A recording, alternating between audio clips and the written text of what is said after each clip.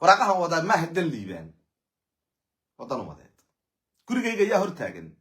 waxay hor taagan ninkii buurta tagay ee shaqadiisii bilayska uga tagay kii militariga shaqadii igu celi buu yiri shaqadii igu celi buu yiri waxa ugu yaradii qaban kartaa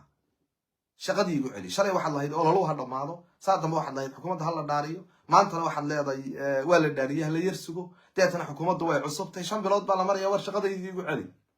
xaq ma laygu leeyay mar caaqil baan marna gurigan hor joogaya xaq ma laygu leeyay inaan qofka shaqadiisa ku celiyo hadii kale abuser aan stupid baan ifal oo munaafiqa oo aan adduunyada meel ku lahayn aakhirana meel ku lahayn xaq iyo tawbay ahayd in ninka shaqadiisa lagu celiyo waxa ugu yaran deetana qabanay waxay ahayd inta shaqada ay helayso hadaba reerkii iga bilaa raashinaysi taana sidii caadada ay ahayd jeebkayga iyo cid kale uga qaadayaaba waa loo qaaday